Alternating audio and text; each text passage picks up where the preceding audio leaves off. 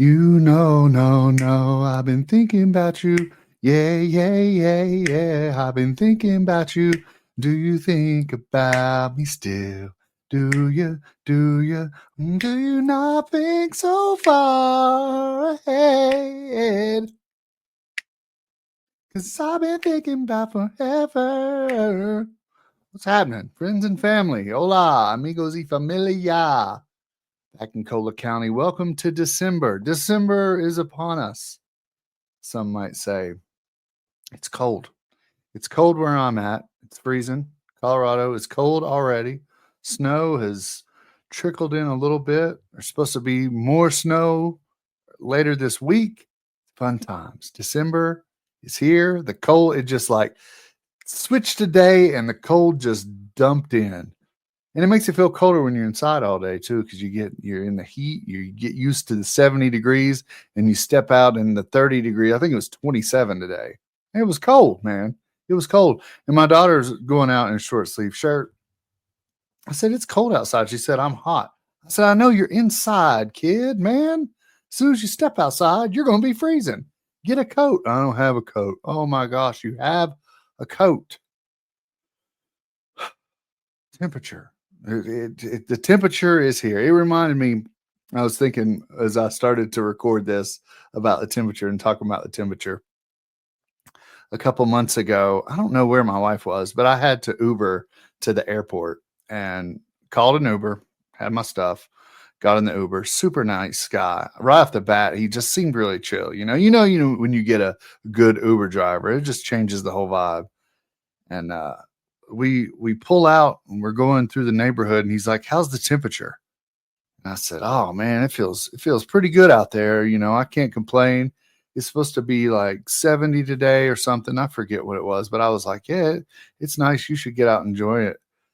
And then he didn't say anything. I sat there for a minute, and I say it's about 30 seconds, and I was like, oh, in my head, I thought he wasn't talking about the temperature outside. He was like, "How's the temperature in the car? Are you comfortable? I'm an Uber driver. I'm making sure that you're having the best ride possible. I don't care about the temperature outside. How's the temperature in the car? Would you like a bottle of water?"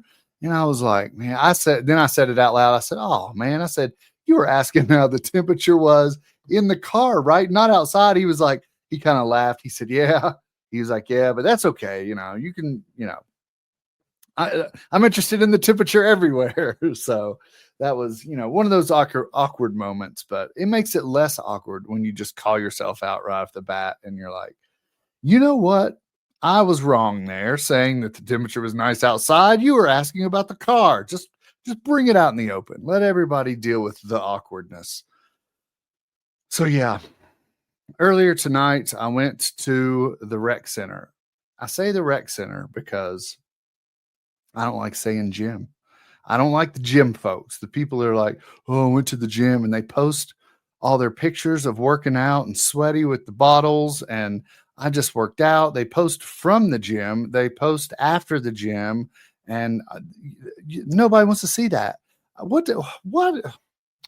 Let me ask you, after gym post folks, what are you trying to accomplish with that post? Because what you're making me do while I'm sitting there eating my fettuccine alfredo is feel bad, because I don't want to see that when I'm eating a pizza. So don't I'm eating the pizza and the alfredo at the same time, by the way. I don't want to see it. Just stop with the gym posts. I mean, people have said that before. I thought that was a common thing. And still, there's people on the timeline that are posting from the gym. Nobody cares. Really, I promise you, nobody cares.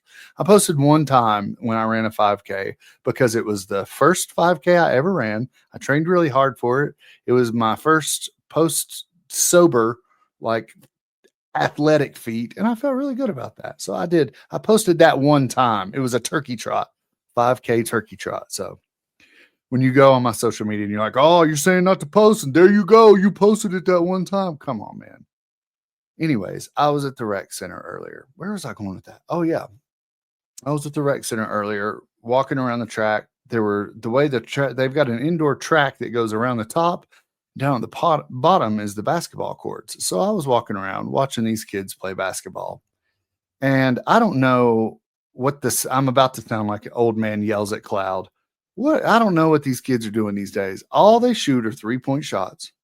They never drive to the lane. They play no defense. Granted, it was just pick up recreational basketball. I'm up there like, play some defense, box out. But no, at least try, man. You're obviously there because you like basketball. Work up a sweat. These kids were walking, like literally playing full court. One kid was just, half the team was just walking down the court, missing 3-pointers over and over and over. And I'm like, where have we gone wrong? What is it? Is it the NBA that they shoot? I think I read somewhere. I don't watch a whole lot of NBA. I think they shoot a lot from outside in the NBA. And I think that's translated over to kids these days thinking, why go for 2 points when I can shoot a 3? Because you can't make the 3-pointer, kid. That's why it's 3 points. It's harder to shoot. Don't do that. Drive to the lane. Nobody's going to stop you. Nobody's playing defense. Drive right to the lane and lay it up. Come on, man. So I started thinking about when I was a kid playing basketball. I thought I'd share some stories with you. We lived in a duplex, and behind our house, it was paved, almost like a small parking lot. We had a little patch of grass back behind that with one big tree in it and a bunch of weeds around it. But the main play area was like a paved, it was larger than a full size basketball. Well, no, I don't know. It was probably about the size of a full court basketball court, but that's where we played our games. It was kind of nice, but we didn't have a basketball goal, and there was a pole that ran along the back of the house that had like electrical wires in it or phone wires or something. It was probably about a, I don't know, 2-inch metal pole that ran along the back of the house. I'd say about 7 feet up off the ground, maybe 8 feet. And we'd throw the basketball and hit the pole. And there was only a section of the pole that you could hit to score the points. So we called it pole ball. Invented a game. How about that? So we'd throw the ball and hit the pole and get points. That's how we played. Eventually, we scrounged up a basketball rim, attached it to a piece of plywood, and put it on like a 4x4 post in that one patch of grass to where we could dribble on the concrete and shoot on the goal. If we missed, it'd go into the grass, which was nice. That goal didn't last long. I don't think it was high enough, or we stacked up things to where we could jump off cinder blocks and dunk, and that rim did not last long. My brother played a whole lot on that rim.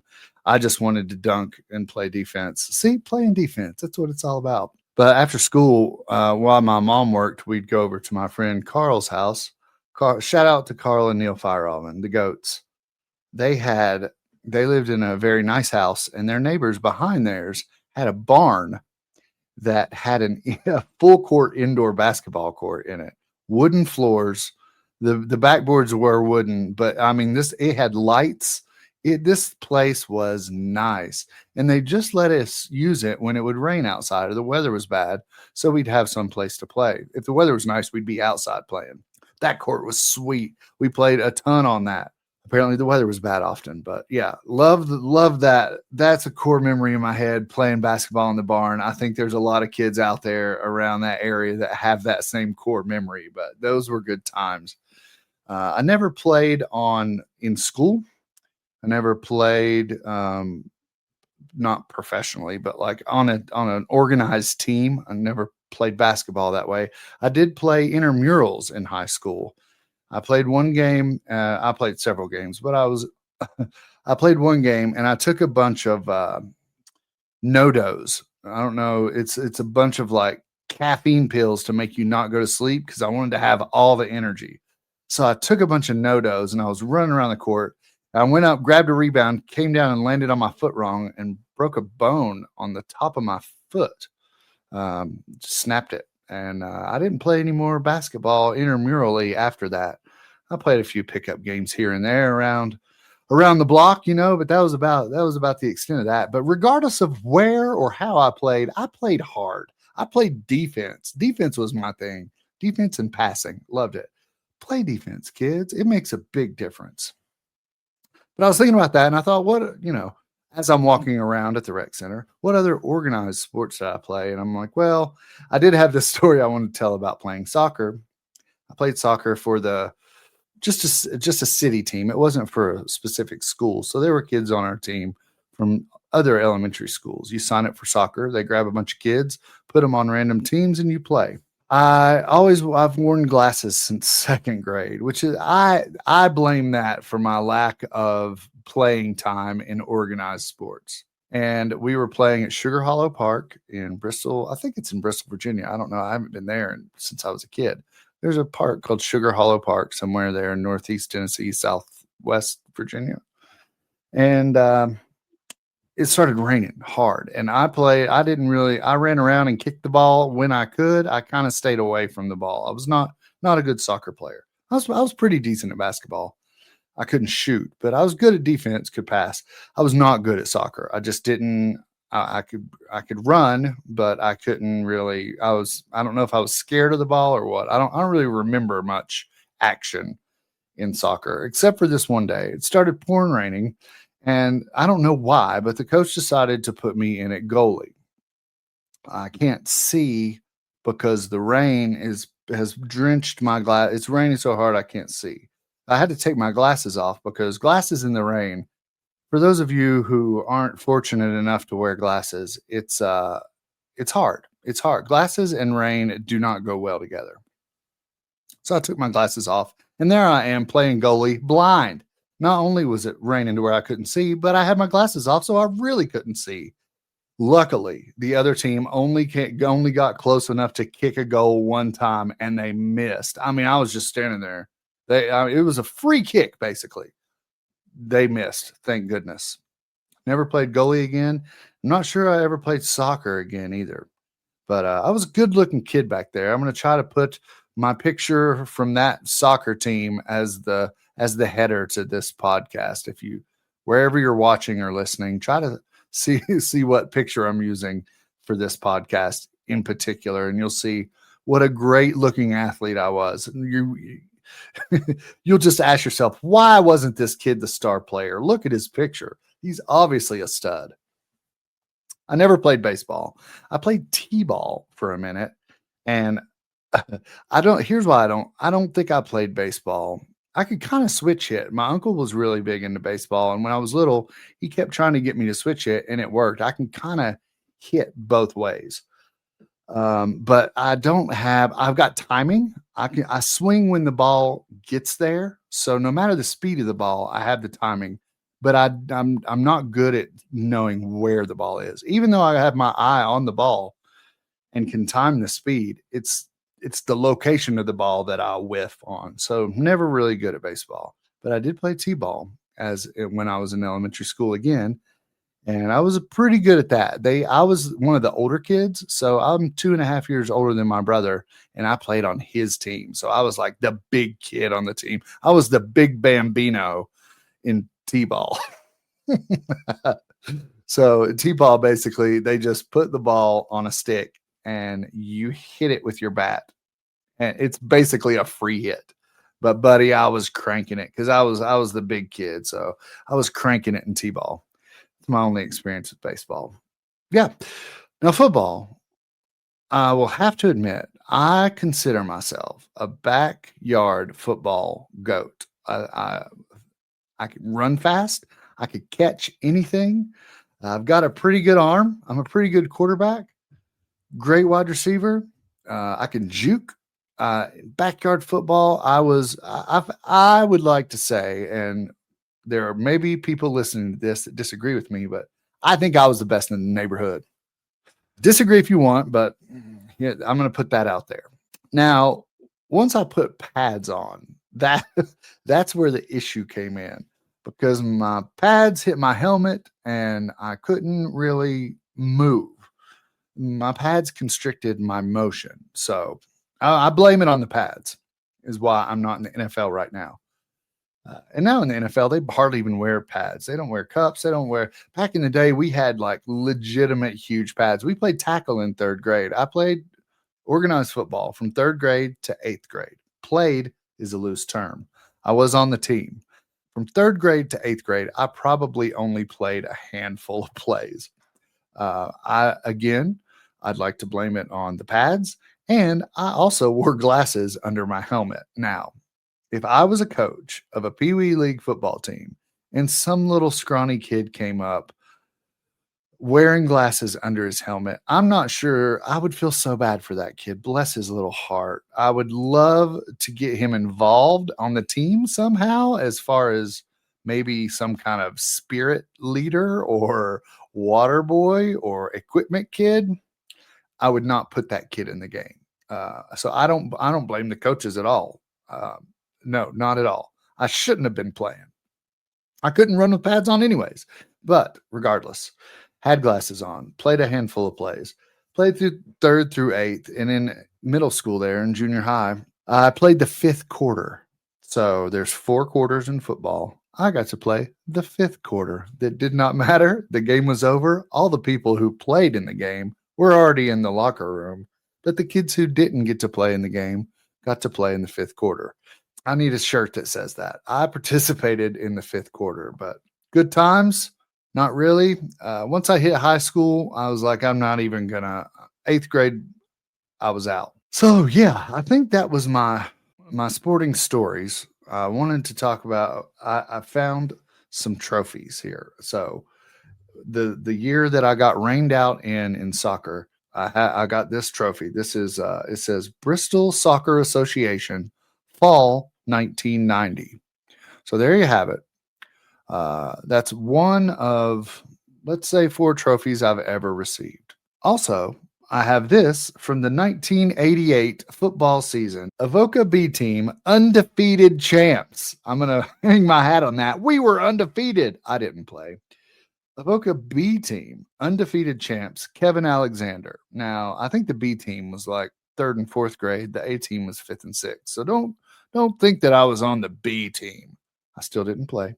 But I have the trophy, 1988. Check that bad boy out. Still have it. It is busted there on the side. So for those listening, check out the video. I'm posting this video on Spotify and YouTube. But yeah, or not, don't check out the video. It's just a cheap trophy. So there you have it. Those are the 2 trophies I got. Also in 6th grade, I found this. I still have. This is it says Kevin Alexander. It's Drug Abuse Resistance Education, a DARE trophy. So this is the program that they taught us in 6th grade to say no to drugs. Especially Ronald Reagan had a big push in the 80s, 90s. It was still a thing. I'm not sure that that's really around anymore, but we obviously don't tell kids to do drugs, but it's not much of a push to say no to drugs. Back then, huge push. I had the t-shirt, took the class, dare to resist drugs. Unfortunately, it did not work.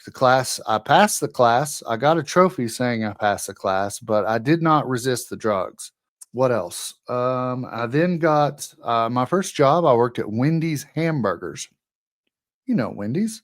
Worked at Wendy's and got Employee of the Month. I think I worked there 2 years. I think I got Employee of the Month once. So that was another. I don't even think I I didn't get a trophy for that. I have a picture of my name up on the sign outside the restaurant that says Kevin Alexander, Employee of the Month. So hang my hat on that. I worked for a company called Junk Be Gone that they really liked me. The boss there really liked me. He gave me much privileges. I never got a trophy other than the stuff that I found. It was a junk removal company. So I'd go drop off dumpsters at people's houses. They'd fill them up with their junk. I'd pick it up when they were done, take it, dump it out. Sometimes if the dumpster looked good, I'd look through it after I dumped it out and find some valuable items.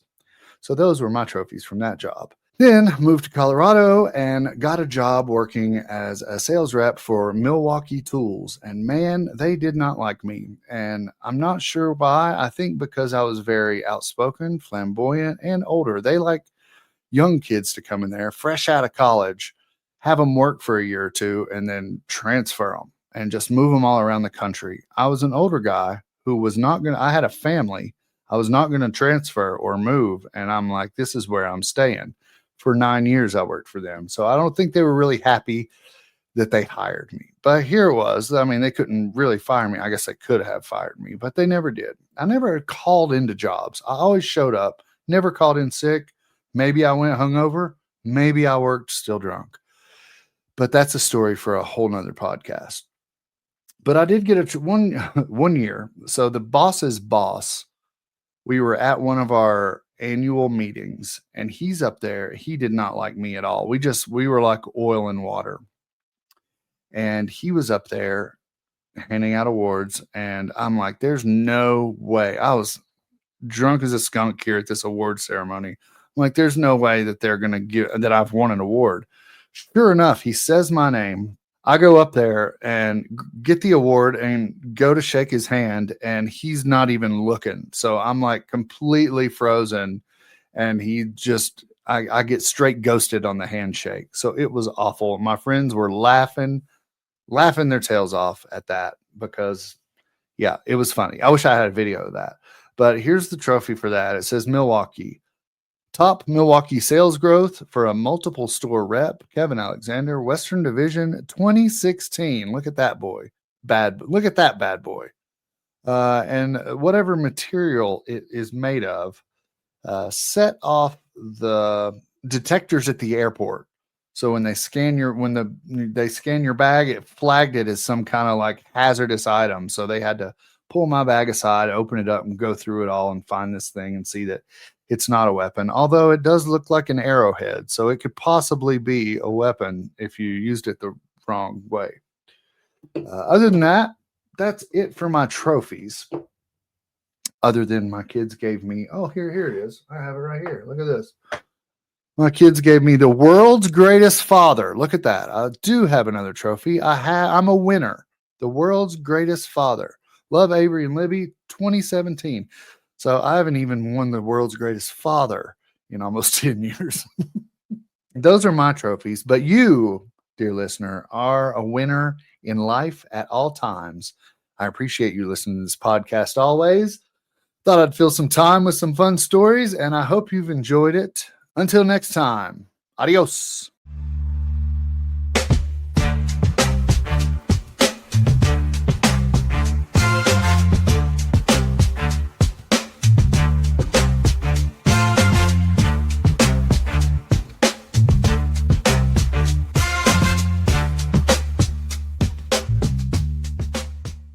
Thank you, Bob Cousy.